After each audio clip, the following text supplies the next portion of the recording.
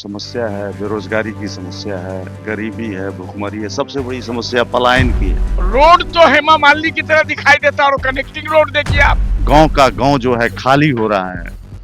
गांव आप जाएंगे सन्नाटा है, हर वर्ग के लोग नहीं रह पा रहे हैं। ये भाषा विवाद राजनीतिक कारणों से, वोट बैंक के कारणों से खड़ा किया गया है। जनता को इन चीजों से ऊपर उठना होगा, जो सही कैंडिडेट है उसी को चुनना होगा। बड़े रोडों के बीच से जब गांव की तरफ गुजरते हैं तो खड्डा है।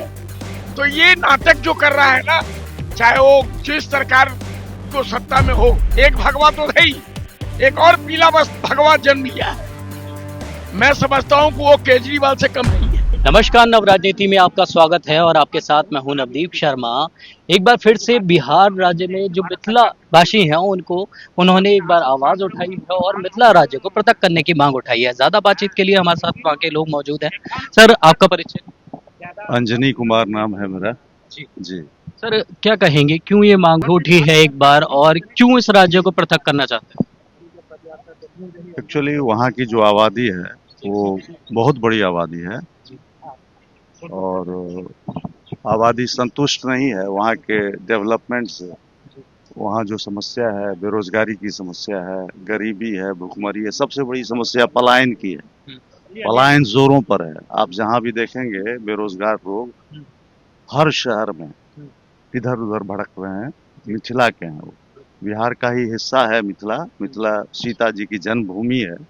रामायण में आपने राम और सीता की चर्चा सुनी होगी।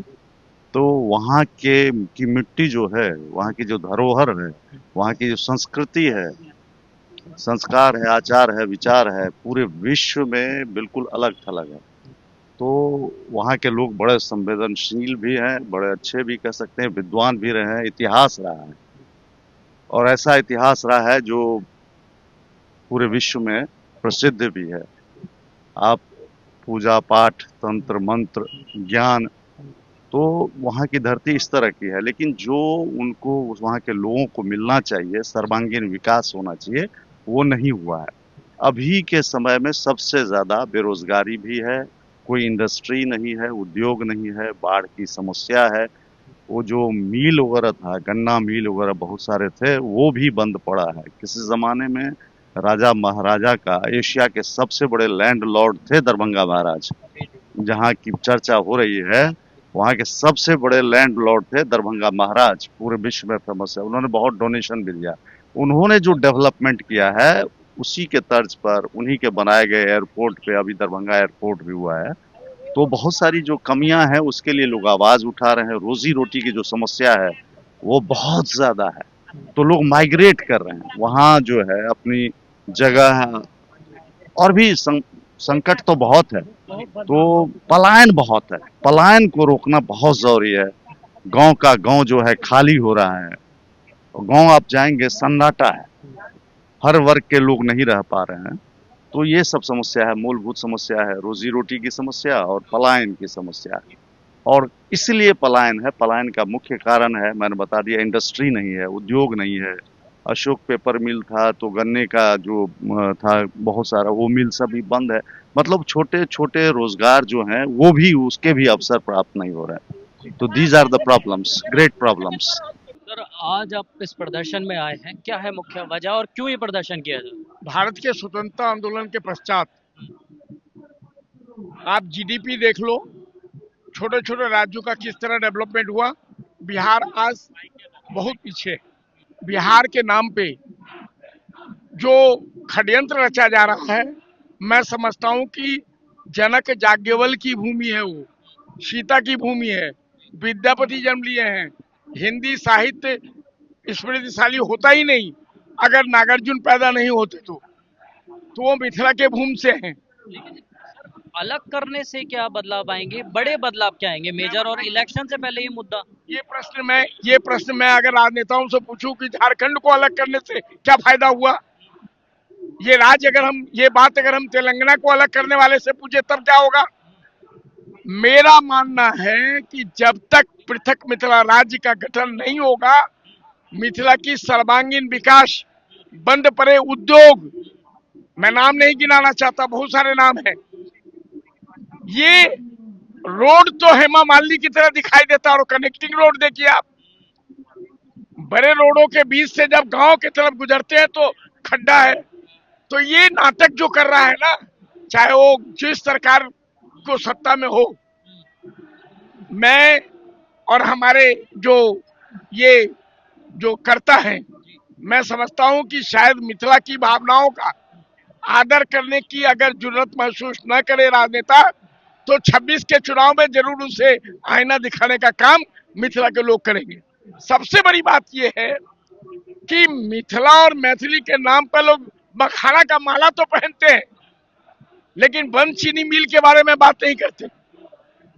ट्रेन तो दे रहे हैं, तो ट्रेन में क्या होगा भैया, हम दिल्ली आके पेट भरेंगे ना।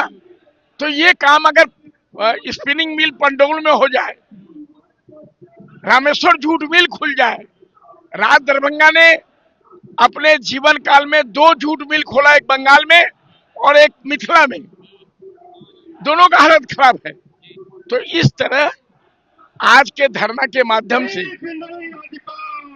राजनेताओं को ये कहना चाहते हैं कि मैथिली को सीढ़ी का प्रयोग न करें, मैथिली के नाम।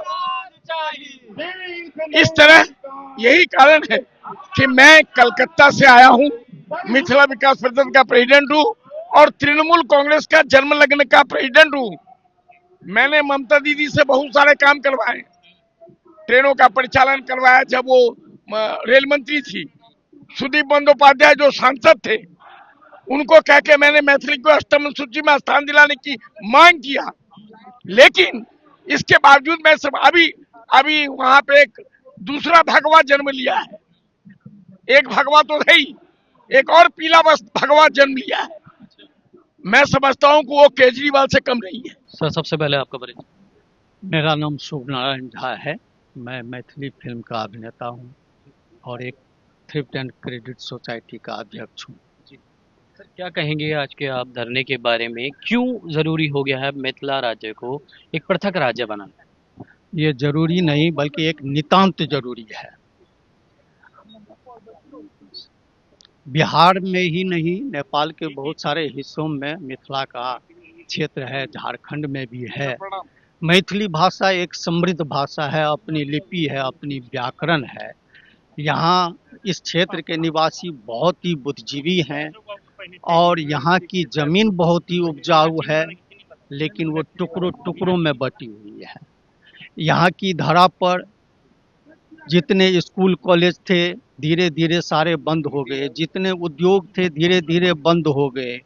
बिहार की में न वहाँ पर उत्तर बिहार में मिथिलांचल क्षेत्र में कहीं भी सिंचाई की अच्छी व्यवस्था नहीं है, चकबंदी नहीं हो पाई। लोगों की वहाँ पे शिक्षा तो अभाव है ही, शिक्षा लेना तो मुश्किल है ही। स्कूलों में शिक्षक नहीं है, कॉलेज में प्रोफेसर नहीं है।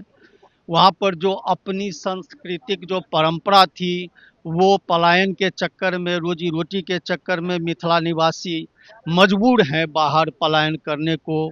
वहाँ की धरा पर अब केवल या तो मजबूर हैं या बेकार हैं या कुछ बिजनेस से या कुछ सरकारी नौकरी से जुड़े हुए लोग हैं।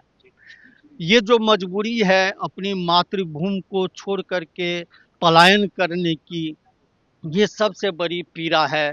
ये जहाँ कहीं भी हम जाते हैं अपनी जन्मभूमि से जुड़ के नहीं रह पाते हैं, अपनी संस्कृति और सभ्यता को रक्षा नहीं कर पाते हैं।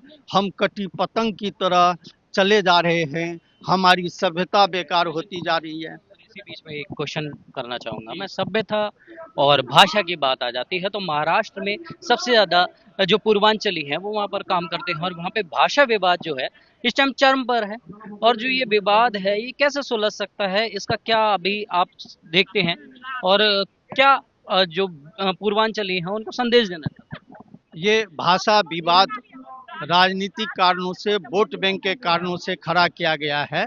भाषा विवाद केवल संवाद से ही संभव है कि इसका समस्या का हल हो, आपस में बैठे। क्या ये संभव है? यदि हम केवल महाराष्ट्र की बात करें कि वहाँ पर जाकर के हम मराठी बोलेंगे तभी रह सकते हैं, तब तो फिर भारत के लोग पूरी दुनिया में जा रहे हैं और पूरी दुनिया में कई राज्यों में तो सत्ता में हैं, वहाँ शासक हैं, तो क्या फिर अब वहाँ से भी उनको पलायन करना पड़ेगा? भारत के विभिन्न राज्यों में सभी देश प्रांत के लोग एक दूसरे प्रांत में जाते हैं और सब अपनी अपनी भाषा, मातृभाषा तो रखते ही हैं, लेकिन अब अपने ही देश में दूसरे राज्य में जाने के लिए अपनी वहाँ की भाषा सीखनी पड़े, थोपी जा रही है। ये सब कुछ भी नहीं है, ये सब विवाद जानबूझ करके वोट बैंक के लिए किया जा रहा है।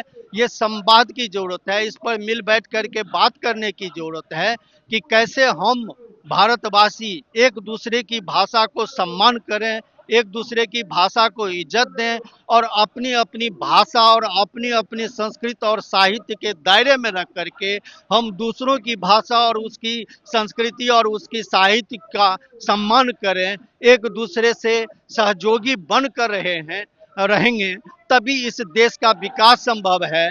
और इस तरह की विवादों से जो भाषा के नाम पे उठ रही है, ये जोड़ने वाली नहीं है, यह एक तोड़ने वाली है। बस ये चुनावी पीरियड का समय है, जब तक चुनाव है तब तक कुछ वोट बैंक के लिए उनका एक अपना सहारा बन जाएगा, कुछ वोट बन जाएगा, देखिएगा चुनाव खत्म होते ही ये विवाद भी थम जाएगा।